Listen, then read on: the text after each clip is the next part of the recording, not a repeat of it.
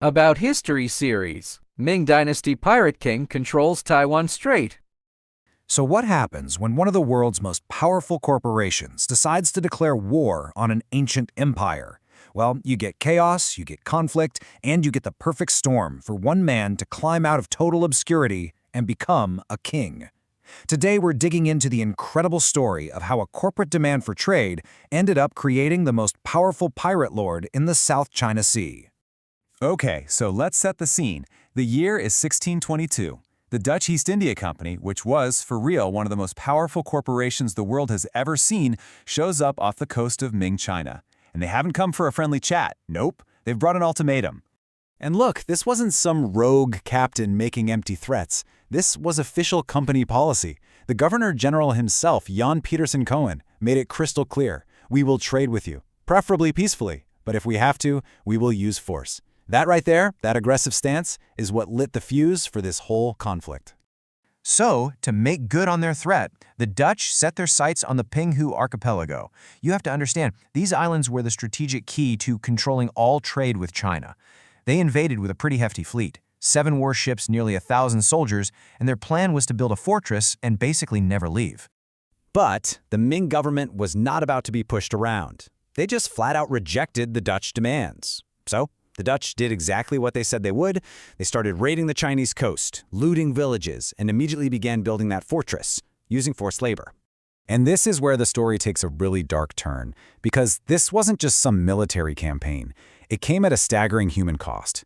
To get the labor to build their fort, the Dutch rounded up over 1,100 local Chinese civilians and forced them into what can only be described as slave labor under just horrific conditions. The work was absolutely brutal, but the conditions were even worse. We're talking rampant disease, starvation. It was awful. Of that initial group of captives, barely half, just 571 people, survived the ordeal at Pinghu. It was a complete humanitarian disaster. And the tragedy, unbelievably, didn't end there. The Dutch tried to transport the few remaining survivors to their main headquarters in Batavia, what we know as Jakarta today. The journey itself was so terrible that only 33 people made it alive. Think about that, from over 1,000 captives, down to just 33 survivors. As you can imagine, the Ming emperor was absolutely furious. He issued an imperial edict to expel the red-haired ones, which is what they called the Dutch, at any cost.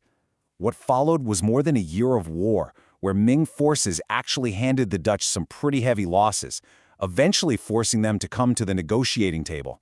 So after a year of this bloody fighting, a powerful merchant named Li Dan steps in to mediate, and he brings along a young translator for the talks, a guy named Zhang Zhilong. Now at the time, he was a total nobody. The result of these talks? The Dutch agreed to pack up, leave Pinghu, and move to the nearby island of Taiwan. So the Dutch set up their new base on a sandbar off the coast of Taiwan called Taiyuan, which is now the city of Tainan. And there they built this impressive headquarters, Fort Zeelandia, and started setting up a new trading hub. But here's the thing.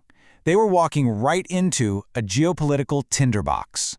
And let's be clear, they were a tiny minority. The area was already home to a big, established community of about 5,000 Han Chinese settlers, not to mention a good number of Japanese traders. The Dutch were the new kids on the block, in a port that was already a bustling hub of activity. And just when he thought things couldn't get any messier, another European power shows up, the Spanish. Now, the Spanish and the Dutch were arch rivals, so the Spanish saw this new Dutch colony as a major threat. In 1626, they sailed in and established their own forts in northern Taiwan, turning the entire island into a tense frontier between two warring empires. Now, right in the middle of all this chaos, that young translator from the peace talks, Zhang Zhilong, he saw a massive opportunity.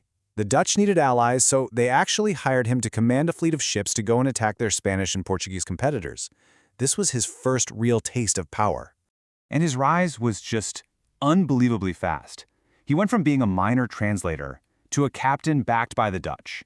Then, in 1625, his influential patrons died, and he just seized all their assets, broke away from the Dutch, and started building his own empire. He brought all these different pirate fleets under his command and became the most powerful maritime leader in the whole region. Now listen, we're not talking about a couple of rogue ships here. Zhang Zhilong's power grew to a truly astonishing scale. We're talking a private navy of hundreds of vessels and an army of tens of thousands of men, all based out of Taiwan. He wasn't just a pirate anymore. He was, for all intents and purposes, a king of the sea. So this, of course, brings up a really fascinating question. What was this guy, really? To the Ming government, he was public enemy number one, the biggest pirate out there, but in his own mind, and to a lot of other people, he was just a merchant, doing business in a world where trade and violence often went hand in hand. And this really gets to the heart of it all. Back in this era, the line between being a merchant and being a pirate was incredibly blurry. If you could trade peacefully, great, you're a merchant. If you needed to use force to make it happen, well, you became a raider. Zheng Zhilong was a master of walking that line. By 1628, Zheng Zhilong had become so powerful that the Ming government had to face a hard truth. They just couldn't beat him. So they made this incredible strategic pivot. You know the old saying, right? If you can't beat him, join him. They offered the man they've been calling a pirate an official job as a general in the Ming Navy. And he accepted. He took the offer, cementing his journey from a humble translator to one of the most powerful men in the entire empire. His story leaves us with a pretty provocative question, doesn't it? In an age of chaos and clashing empires, when a single person becomes more powerful than the state itself, who really gets to decide what to call them? A pirate, a general, or a king?